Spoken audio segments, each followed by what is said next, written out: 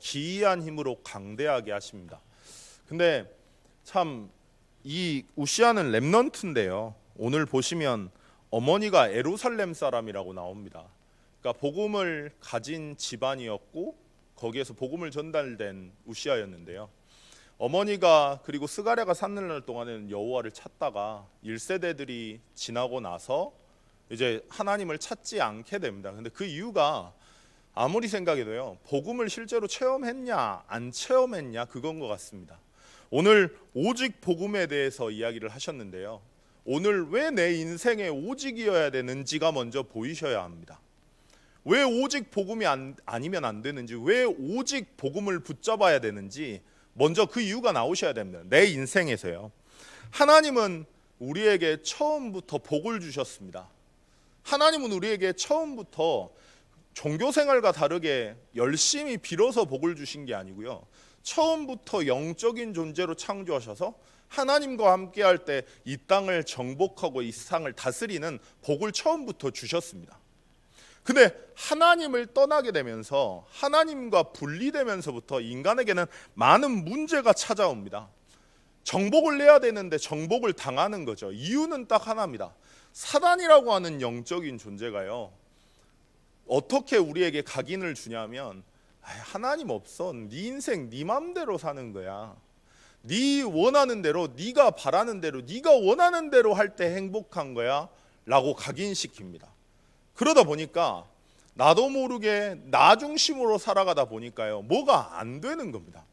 잘 될 때는 괜찮습니다. 열심히 하니까요. 잘 될 때는 괜찮은데 사람이 살다 보면 문제와 어려움이 오거든요.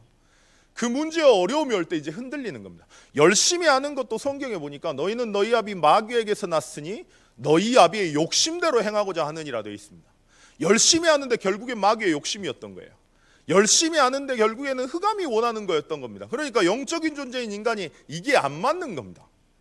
마음이 내가 내 인생의 주인인 것처럼 살아야 되니까 마음이 불안하고요. 불안하니까 자꾸 뭔가 더 열심히 하고 더 뭔가를 채우려고 합니다.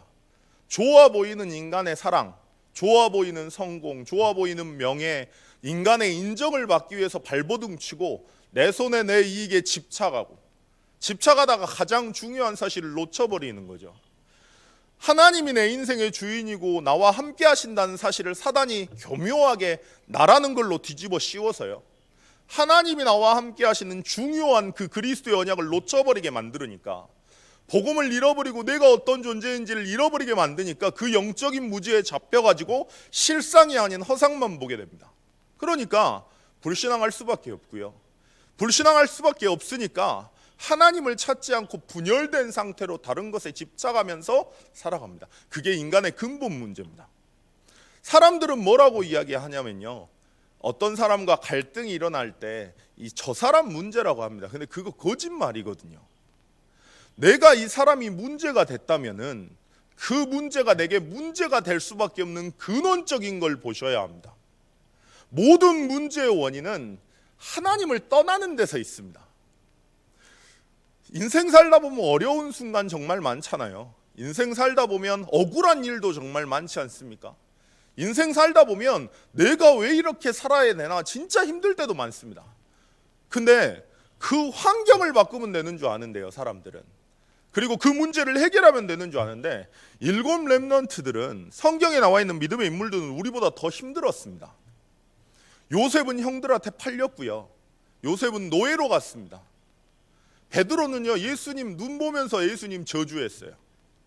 다니엘은 사자굴에 갇혔습니다. 우리보다 더 어렵고 더 힘들고 더 지치고 더 억울한 상황인데 뭐라고 고백하냐면 행복하답니다. 이유는 딱 하나입니다. 하나님과 함께하는 비밀이 있었기 때문이에요. 더 이상 다른 사람 때문에 환경 탓하지 말고 오늘 왜 내가 문제가 되는지 정말 진실하게 써보십시오. 왜 내가 이게 어려운지, 왜 내가 이 사람과 갈등이 일어나는지. 그 사람이 믿음 없는 건 둘째고요. 그 사람 믿음 없다고 다 그 사람에게 넘어집니까? 아니거든요. 왜 내가 넘어지고 왜 내가 걸리냐는 거죠.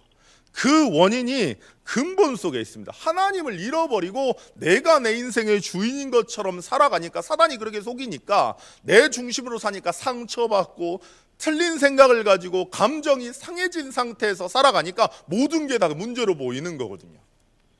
그게 먼저 보이셔야 됩니다. 요새 막 난리예요. 마약 비계, 그리고 마약 침대, 누우면 바로 잠 온다. 근데 그렇게 환경은 좋아지는데 약국에서 감기약보다 더 많이 팔리는 게 불면증 약입니다. 왜 그럴까요? 환경을 바꾼다고 되는 게 아니고, 문제를 해결한다고 되는 게 아니고, 왜 복음이 아니면 안 되는지 내 인생에서 근본부터 보셔야 됩니다. 우리도 모르게 분열돼 있어서 하나님을 떠나 있고요, 사단이 각인해 놓은 것을 가지고 흑암에 덮여가지고 영적인 무지 속에 살아가니 허상만 바라보고 불신앙할 수밖에 없는 상태인 겁니다. 그 상태를 먼저 보셔야 돼요. 그러면 뭐가 나오냐면 그 후에 복음의 내용에 대해서 나옵니다. 우리를 보고 크리스찬이라고 그래요. 그리스도인이라고 그래요. 근데 재밌는 건 문제는 보는데 문제도 제대로 못 보죠, 사실. 자꾸 핑계대니까요. 저 사람 문제, 이 환경 문제라고 하니까요. 근데 실제는 근본 문제고요. 근본 문제를 봤다면, 정말 절망했다면 왜 그리스도가 그래서 이 땅에 오셔야 되는지 그 이유가 나와야 되거든요. 근데 크리스찬인 우리가, 그리스도인인 우리가 그리스도를 붙잡는, 그 복음의 내용을 붙잡는, 복음의 내용 안에 들어가는 시간만 없습니다.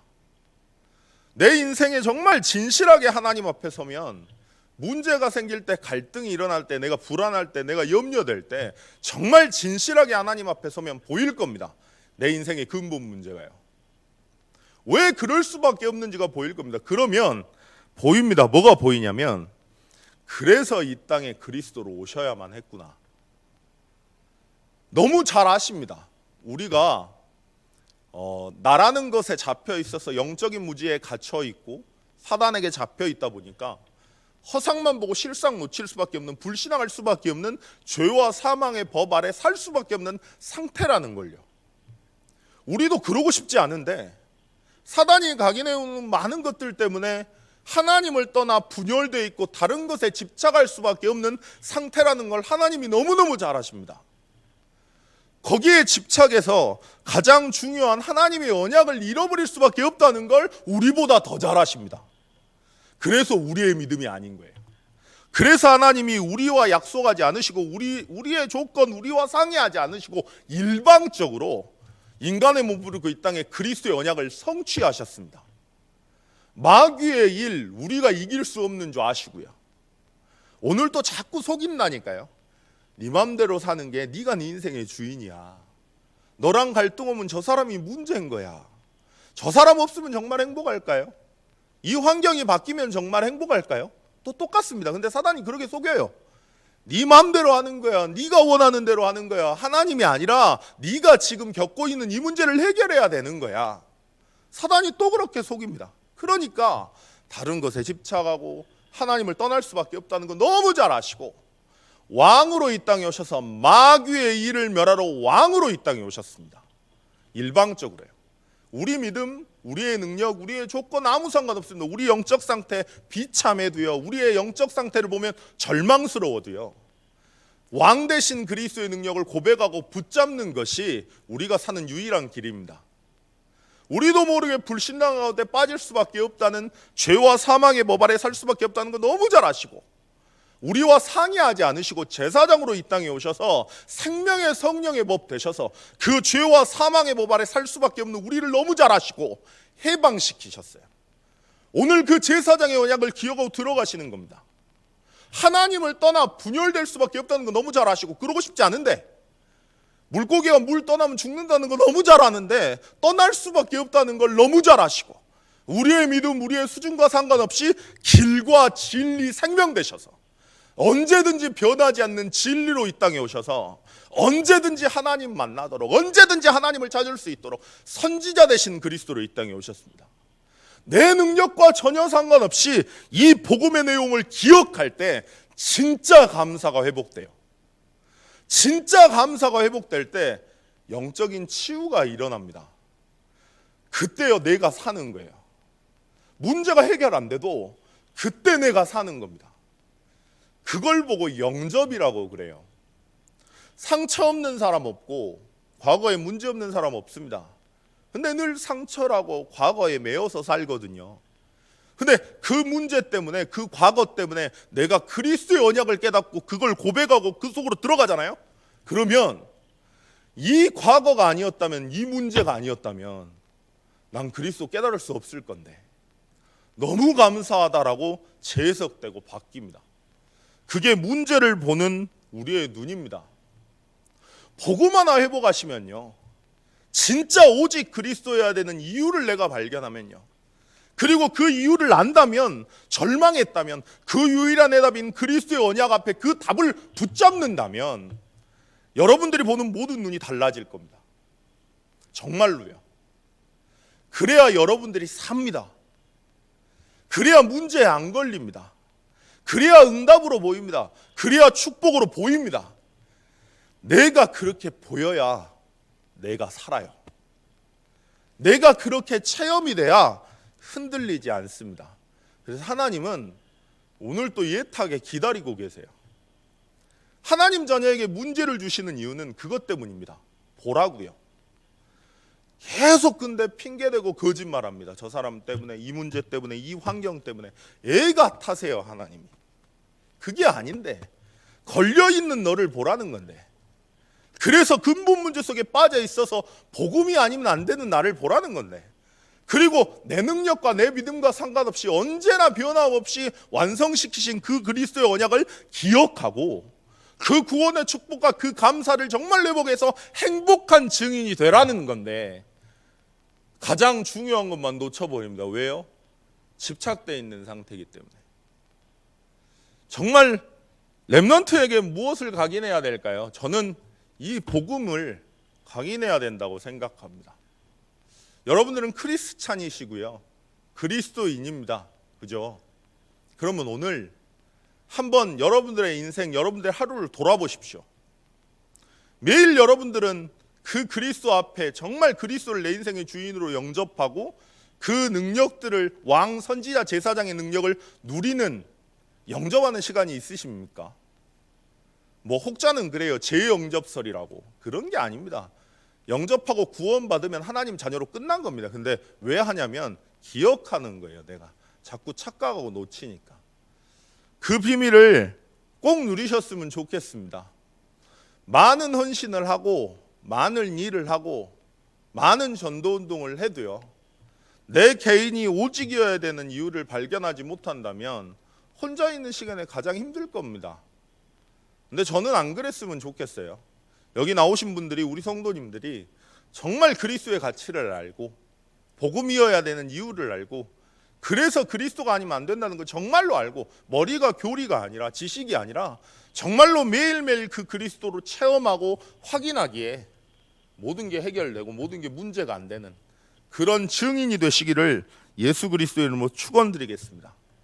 잠깐 기도하시겠습니다.